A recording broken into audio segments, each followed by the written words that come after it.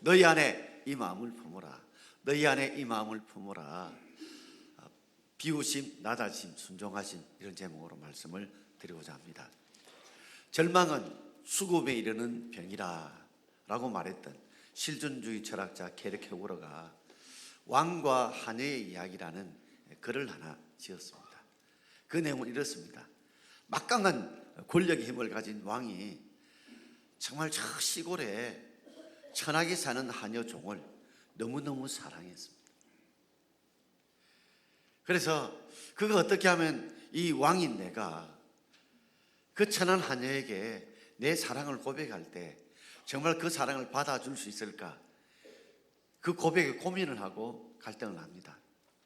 그러면서 왕이 그렇다면 내가 그 하녀를 왕비로 세우고 그리고 왕관을 씌워주면 정말 나를 사랑하고 내 사랑의 고백을 받아줄까? 또한 이렇게 내가 왕비로 세워주고 왕비의 관을 세워준다고 해서 정말 그가 행복할까? 나를 정말 사랑할까? 그리고 왕궁에 오면 정말 그가 두려움 없이 다시 고향으로 돌아가고 싶은 생각 없이 살 수 있을까? 이런 고민을 갈등을 하게 되었습니다. 왕이 정말 원했던 것은 겁에 질린 왕비가 아니라 정말 자기를 사랑해주는 여인이 되길 원했고, 왕과 하녀라고 하는 종속 관계가 아니라 정말 사랑의 관계를 원했습니다. 왕의 신분도 잊어버리고 하녀라는 신분도 잊어버리고 진정 남녀의 사랑의 관계를 원했습니다. 그러면서 왕이 내린 결론이 그겁니다. 진정한 사랑은 종속의 관계가 아니라 평등의 관계에서 이루어진다. 진정한 사랑은 종속의 관계가 아니라 평등의 관계에서 이루어진다는 것을 그가 결론 내리고, 그는 왕관을 벗어버리고 그는 평민으로 돌아가 그 여인이 사는 오두막집으로 가서 일평생 사랑과 행복을 나눈다는 이야기입니다. 케르케고르가 이 왕과 하녀의 이야기를 만든 이유가 어디 있을까? 바로 그는 예수님께서, 왕 대신 예수님께서 이 땅에 성육신에 오셨던 그 모습이 바로 왕과 하녀의 이야기 속에 담겨 있고, 이 이야기를 통해서 바로 왕 대신 예수님이 우리를 얼마나 사랑하시고 얼마나 사랑의 관계를 맺길 원하는가를 표현하고자 한 것입니다. 성탄절이 가까이 왔습니다. 캐롤송이 불러 퍼지고 있지만 많은 사람이 즐거워하지만 정작 우리 속에 예수의 정신, 예수의 사랑이 우리 속에 없다면 우리는 꽹가리가 되지 않을까요? 그래서 오늘 5절 말씀은 이렇게 말합니다. 자, 빌립보서 2장 5절을 함께 읽겠습니다. 너희 안에 이 마음을 품어라. 곧 그리스도 예수의 마음이니. 우리가 5예외도 성탄 행사를 진행하지만 정작 중요한 것은 우리 마음속에 어떤 마음을 품고 우리가 찬송하고 찬양하고 우리가 하나님 앞에 영광을 돌리는 것입니다. 그래서 빌립보서 2장 5절은 너희 안에 이 마음을 품어라. 어떤 마음요? 그리스도 예수의 마음을 품어라. 그리스도 예수의 마음을 품고 우리가 찬양하고 기도하고 주 앞에 영광 돌리는 행사가 되어야 진정한 행복하고 주님 받으실 만한 복된 성탄이 되지 않을까요? 그렇다면 예수의 마음이란 어떤 마음일까요? 내가 정말 품어야 될 그 마음, 그리스도 예수의 마음이 어떤 마음일까요? 오늘 세 가지로 말씀하고 있습니다. 첫 번째는 비우심입니다. 사랑의 시작이죠. 비우심, 사랑의 시작. 우리 6절과 7절 말씀을 우리 함께 읽어보겠습니다. 6절과 7절입니다. 그는 근본 하나님의 본체시나 하나님과 동등됨을 취할 것으로 여기지 아니하시고 오히려 자기를 비워 그랬습니다. 우리 하나님은 자기의 마음이 비우심인데, 그게 사랑의 시작인데 오히려 자기를 비웠다고 했어요. 남을 비우라 하지 않고 오히려 자기를 비웠다는. 비웠는데 이것이 조금 비운 것이 아니라 완전히 비운 것입니다. 그래서 그는 근본 하나님의 본체시다. 근본 하나님 자신이십니다. 그럼에도 불구하고 하나님과 동등됨을 취하지 않으시고 그 모든 것을 오히려 자기를 비우셨다, 포기하셨다는 거죠. 스스로 하나님 됨을 포기하시고 자기를 비워낸 것이 바로 예수의 마음인 줄 믿습니다. 우리가 성탄절에 정말 품어야 될 마음이 바로 이 예수의 마음이 아닐까요? 우리는 남에게 비우라고 말합니다. 너가 마음을 비워, 너가 욕심을 비워, 너가 기대를 비워 라고 이야기하지만 정작 하나님께서는, 예수님께서는 자기 자신을 오히려 비우셨다, 포기하셨다는 말입니다. 바로 왕이 자신을 비우고 자신을 왕직과 왕권과 모든 영화를 비우고 하녀와의 사랑을 이룬 것처럼 우리 예수님은 모든 하늘 보좌의 영광을 버리시고 하나님 자신의 동등됨을 다 버리시고 포기하시고 이 땅에 오셨다는 말이에요. 여러분, 비운다, 포기한다는 게 얼마나 어렵다는 거 우리 아시잖아요. 우리 이사 가보면 압니다. 이사를 갈 때 보면 이거 버리고 저거 버리고 다 목록 적습니다. 그러다가 또 지웁니다. 여기 또 필요한 거고 여기 좀 아쉬울 것 같고. 그래서 이사를 갑니다. 가고 나면 그때 또 버려야 될 걸 못 버려서 그때 뒤늦게 버리는 일도 있습니다. 참으로 버린다, 비운다, 포기한다는 건 참 어렵습니다. 아이들이 태어나면 손을 주먹을 확 쥐고 있습니다. 뭔가 이 땅에 오면서 뭔가 지려고 하는, 움켜쥐려고 하는, 뭔가 얻으려고 하는 것이 우리의 삶의 모습이 아닐까요? 남보다 좀 더 많이 얻고자 하고 남보다 좀 더 많이 지고자 하는 게 우리 마음 아닐까요? 그런데 예수님의 정신 마음은 바로 자신을 비운 겁니다. 오히려 자기를 비우고 자기를 포기한 게, 이게 바로 예수의 마음이요, 이것이 성탄절의 정신이 아닐까 생각이 듭니다. 많은 분들이 그렇게 말할 겁니다. 비우고 싶은데 잘 비워지지 않는다고요. 내려놓고 싶은데 잘 내려놓지 않는다고요. 포기하고 싶은데 잘 포기되지 않는다고요. 그래서 우리가 하나님 앞에 우리를 비울 수 있도록, 우리를 내려놓을 수 있도록, 우리를 포기할 수 있도록, 예수의 마음을 품을 수 있도록 기도할 수 있는 저와 여러분 되기를 주의 이름으로 축원합니다. 이걸 실천한 분이 계십니다. 바울이죠. 고린도서 9장 22절에 이렇게 말씀하고 있습니다. 자, 고린도서 9장 22절을 우리 함께 읽어보겠습니다. 약한 자들에게 내가 약한 자들과 같이 된 것은 약한 자들을 얻고자 하며, 내가 여러 사람에게 여러 모습이 된 것은 아무쪼록 몇 사람이라도 구원하고자 함이니. 아멘.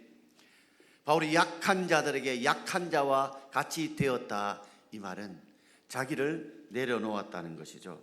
자기를 비웠다는 말입니다. 여러분, 우리의 삶에도 철저하게 내려놓고 비우는 삶이 있기를 주의 이름으로 축원합니다. 그래야 우리가 많은 것을 우리가 얻을 수 있다는 말이죠. 많은 사람들이 내려놓으려고 하지 않습니다. 그러나 내려놓아야 비워야 얻을 수 있다는 말입니다. 1936년 1월에 영국의 민주공이 에드워드 8세로 영국 왕위에 등극을 하게 되었습니다. 그때 그 나이가 41살 노총각이었습니다. 민주공으로 있다가 에드워드 8세 이제 영국 왕이 되는데, 그 당시에 1936년도에 영국이 전 세계 4분의 1 정도를 지배하고 다스릴 때입니다. 어마어마한 권세를 가진 왕이었습니다. 그런데 그가 왕이 오른 지 10개월 만에 한 여인과 사랑에 빠지게 되었습니다. 그 여인이 바로 미국 여인이었던, 이혼했던 심프슨 부인이었습니다. 그는 그게 마음이 빼앗겼습니다. 그게 마음이 꽂혔습니다. 그래서 그 이혼한 여인과 결혼하길 원해서 영국 황실과 성공회에 요청을 했지만 절대 그럴 수는 없다, 절대 불가하다. 그래서 그는 자신을 비웠습니다. 그는 영국 왕위를 다 내려놓고 영국의 왕으로 누릴 모든 권세와 부귀영화를 다 내려놓고 그는 윈종으로 돌아가서 파리에 있는 심부슨 부인과 결혼하게 됩니다. 영국에서 밉다고 아무것도 도와주지 않았습니다.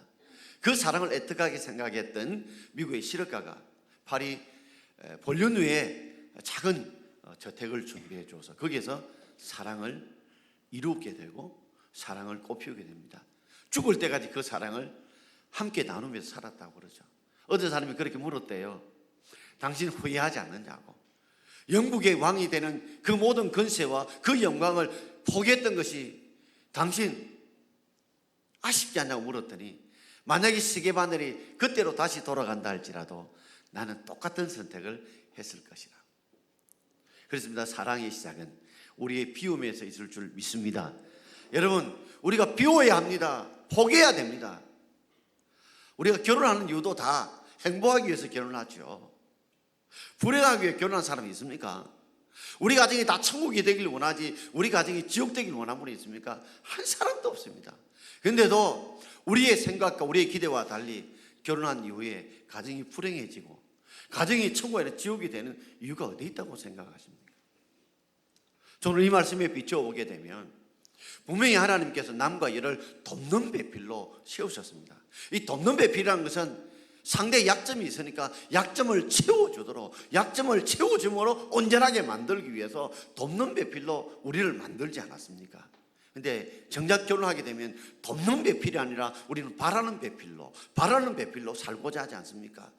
남편에게 이것 채워달라고, 아내에게 이것 채워달라고, 자식들에게 이것 채워달라고 자꾸만 바라에서 비우는 것이 아니라 자꾸만 자기를 채우려고 하다 보니 거기에서 갈등이 생기고 고통이 생기고 아픔이 생기고 불행이 생기지 않을까요? 여러분, 하나님께서 우리를 돕는 배필로 세우셨지 바라는 배필로 세우지 않지 않습니까? 그러므로 진정한 행복은 먼저 나를 비우는 데부터 시작하고, 진정한 사랑은 나를 비우고 포기하는 내 욕심과 내 생각을 비우는 것, 거기에서 출발하는 것이고, 그것이 바로 예수 그리스도의 마음인 줄 믿습니다. 오늘 이런 마음을 달라고 기도하는 저와 여러분 되기를 주의 이름으로 축원합니다. 두 번째 마음이 어떤 마음일까요? 낮아지심입니다. 이 사랑의 과정이죠. 우리가 7절과 8절을 한번 읽어보겠습니다. 오히려 자기를 비어 종의 형체를 가지사 사람들과 같이 되셨고 사람의 모양으로 나타나사 자기를 낮추시고. 자, 자기를 오히려 비웠습니다. 그 비운데 무엇으로 주님이 채우셨습니까? 자기를 낮추심으로 채우셨습니다. 어떻게 낮추셨나요? 종의 형체. 우리 예수님은 창조주 하나님이십니다. 그 주님이 피조물인 종의 형체, 어떤 형체일까요? 사람과 같이 되시는 것이었습니다. 사람과 같이 되실 뿐만 아니라 사람의 모양으로 이 땅에 나타나셨습니다. 이 땅에 임하셨습니다. 우리 그것을 성육신, 도성이신, 도대신 예수님이 이 땅에 인간의 몸을 입고 오셨다. 영어로 인카네이션이라고 부릅니다. 그렇습니다. 예수님은 자기를 비우시고 자기를 포기하실 뿐만 아니라 거기에 무엇으로 채우시냐면 자기의 낮추심으로. 그래서 예수님이 인간의 몸으로 이 땅에 오신 것은 바로 자신을 낮추신 것을 우리에게 보여주십니다. 여러분, 우리의 삶은 어떤가요? 우리 예수의 마음을 품고 싶은데 그 예수의 마음은 바로 우리가 낮아지심이 바로 예수의 마음인 줄 믿습니다. 진정 사랑한다면서도 우리가 낮아지지 않는다면 그것이 진정한 사랑일까요? 우리가 사랑한다면서 진정 내가 내 자신을 낮추지 않는다면 그것이 진정 사랑한다고 말할 수 있을까요? 여러분 잘 아시는 손양원 목사님이 여수 양훈에서 목회를 하실 때에 그 젊은 목사님께서 자신의 인생을 다 바쳐서 거기서 그 한세지병에 걸린 이 나은 자들을 치료하며 돌보기로 인생을 결단하고 그곳에 갔습니다. 소목사님이 갔을 때 모두가 다 받아줄 줄 알았어요. 그런데 전혀 다른 정반대의 반응이 일어나게 되었습니다. 소목사님이 손을 내밀면 그들이 손을 빼고 인사하면 거절을 하고 심지어 그들의 피고름을 빨아줘도 그걸 거부하고 다가가면 다가갈수록 그저 앵극처럼 자꾸 멀어지는 거예요. 소목사님 다가가기를 원했고 그들을 사랑하기를 원했고 그들과 하나 되기를 원했지만 소목사님의 기대와 달리 그들은 다가가면 멀어지고 잡으려면 손을 뿌리치고 뒷걸음치는 겁니다. 알고 보니 세상과 세상 사람이 받은 상처 때문에 그렇습니다. 세상 사람들이 그들을 사랑한다고 이야기를 하고 손 내밀었지만 그것이 가짜요 진실이 아니라는 것을 그들이 많은 상처와 고통을 느꼈기 때문에 손목사님도 그럴 것이라 생각해서 진정한 손목사님의 사랑을 의심하고 불신하고 받아주지 않은 것입니다. 그래서 손양원 목사님이 기도했다고 그럽니다. 하나님, 어떻게 하면 이들이 내 마음을 받아주고 내 진심과 내 사랑을 받아줄 수 있을까? 기도하면서 그 기도 제목이 하나님, 나도 나병 환자가 되게 해주십시오. 나도 나병 환자가 되게 해주십시오. 그 기도대로 손 목사님이 나병 환자가 되었습니다. 그때자 그들은 손 목사님의 손을 잡고 손 목사님 다가갈 때 뿌리치지 않고 함께 포옹하고 함께 어울리는 그 참다운 모습이 생긴 거예요. 바로 그들과 같은 모양, 같은 형을 가질 때 그들이 그들의 마음을 받아준 겁니다. 여러분, 우리가 사랑이라 하면서도 자기를 낮추지 않는 것, 즉 그들과 눈높이를 맞추고 그들과 삶을 낮추고 그들과 생각을 낮추는 이 낮춤, 이해함이 없다면 그것이 온전한 사랑일까요? 나는 너를 사랑한다, 사랑한다면 진정한 사랑은 나의 눈높이를 낮추어서 그들의 눈높이, 그들의 마음으로 낮아지는 것, 생각으로 낮아지는 게 그게 온전한 사랑이 아닐까요? 성탄의 정신에 우리 다시 한번 돌아보기를 원합니다. 우리의 기준을 가지고 너가 이 기준까지 올라오기를 요구하기보다는 내가 그 눈높이를 낮추어서 그들을 이해하려고 힘쓰게 애쓰는 게 그게 온전한 성탄절의 정신, 예수의 마음이 아닐까요? 우리가 그런 마음을 품어야 되지 않을까요? 요새 정치, 종교, 모든 경제를 돌아보면 다 자기 요구만 있습니다. 자기 요청만 있습니다. 그러나 우리가 좀 상대를 이해하려고 하고 상대의 눈높이를 낮추려고 하고 자기를 낮추려고 하는 것들이 없지 않습니까? 성탄절을 이제 3일 앞두고 우리 그리스도인만이라도, 우리 교회만이라도 우리의 눈높이를 낮추고 우리의 마음을 낮추고 우리의 기대를 낮추어서 그들과 같이 되려고 하는 그런 마음들을 가지는 저와 여러분 되기를 주의 이름으로 축원합니다. 여러분, 친구도 원수가 되고 원수도 친구가 될 수 있습니다. 친구가 원수 되고 원수가 친구 될 수 있습니다. 우리가 우리를 낮추면 원수도 친구가 되고요, 우리가 낮추지 않으면 친구도 원수가 될 수 있습니다. 우리가 늘 잘 아는 이 공식이잖아요. 2 더하기 2는 4. 그 사람을 자꾸만 이해하고 또 이해하면 사랑하게 되고요, 5 빼기 3은 2. 오해되는 것도 그 사람 입장에서 3번만 계속 생각하면 이해할 수 있습니다. 바로 이것이 바로 자기를 낮추는 성탄절의 정신, 예수의 마음이 아닐까요?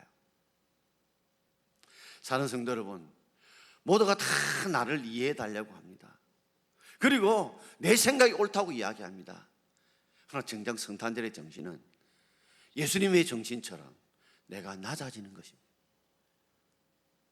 오히려 자기를 비워 사람의 모양으로 종의 형체를 가지사 사람의 모양으로 나타나신 것, 그 낮추심이 우리에게 필요합니다.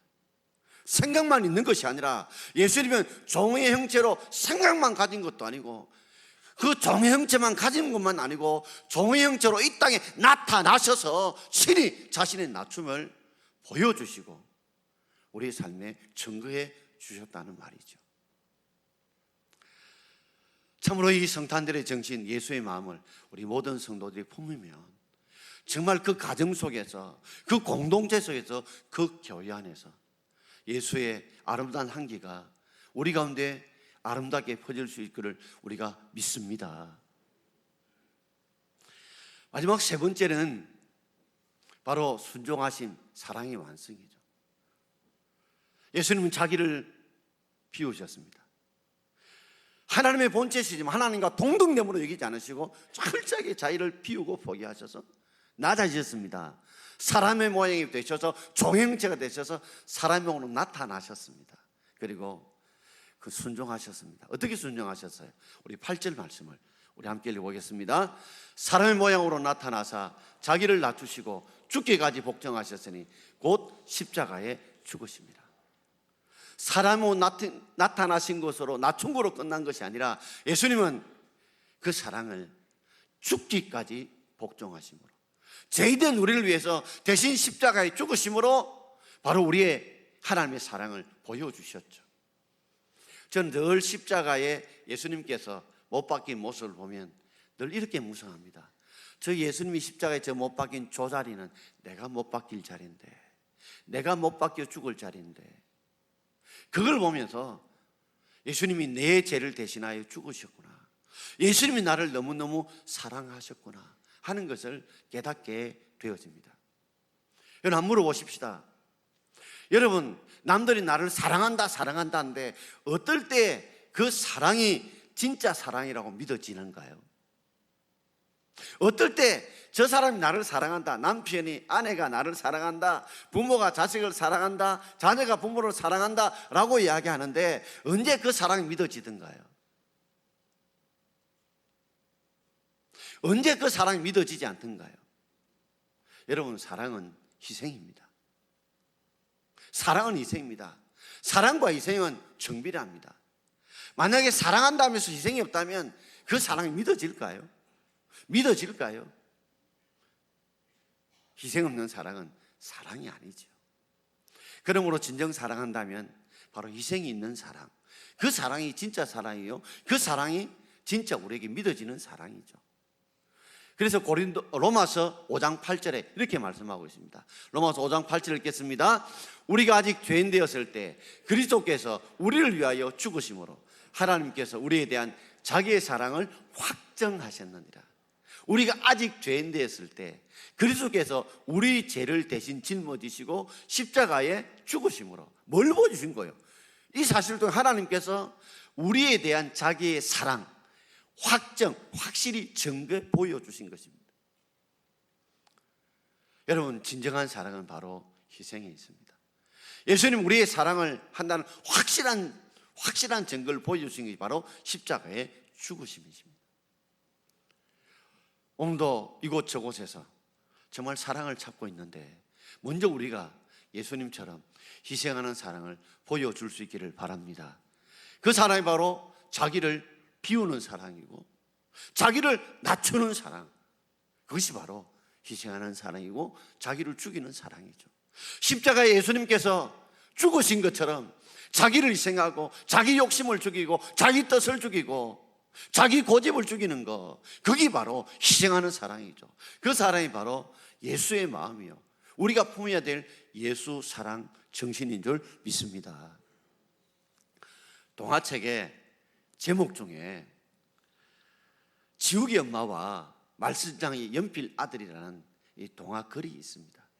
그 내용은 이런 내용입니다. 하도 말씀장이 지욱의 아들이 연필 아들이 막 땅바닥이든지 벽이든지 공책이든지 막 황치를 하고 낚시를 합니다. 그러니까 지욱의 엄마가 막 따라다니면서 황치라고 낚시한 그걸 다 지웁니다. 말썽장이 연필 아들이 도저히 고칠 기색이 안 보입니다. 그런데 어느 날 말썽장이 연필 아들이 깜짝 놀란 게 있습니다. 그건 뭐냐면 지우개 막 어느 날 보니까 요만하게 작아진 겁니다. 말썽장이 연필 아들이 이렇게 묻습니다. 엄마, 왜 이렇게 작아졌었어? 왜 이렇게 작아졌어? 그랬더니 지우개 엄마 그렇게 말합니다. 네가 또 말썽 피우면서 이곳저곳 낙사하고 항치라니까 내가 그거 지운다고 이렇게 작아졌다. 그때서 말썽장이 연필 아들이 그때서 깨닫습니다. 지우개 엄마의 사랑을 깨닫고 앞으로 나를 이 연필을 깎을 때 칼로 날카롭게 깎아서 내 살을 깎듯이 날카롭게 이 연필을 깎아서 나를 어머니의 그 사랑을 깨닫게 해달라고. 이게 누가 지은? 바로 지우개 엄마와 말썽장 연필 아들의 이 동화 내용입니다. 여러분, 예수님이 우리의 모든 죄를 지워주시기 위해서, 모든 죄를 지기 위해서 십자가에서 피를 주겠다면 우리도 연필을 깎듯이 우리 살을 깎고 우리의 마음을 깎고 우리 욕심을 깎아 철저하게 희생함으로 그 하나님의 사랑을 우리가 보답하는 예수의 마음을 품는 저와 여러분 되기를 주의 이름으로 축원합니다. 그런데 놀라운 사실은요, 우리가 비우고 우리가 낮추고 우리가 순종할 때 하나님은 우리 비운 마음에 채워주시고 낮은 마음에 높여주시고 하나님께서 우리가 순종하는 마음에 하나님 은혜와 복을 주십니다.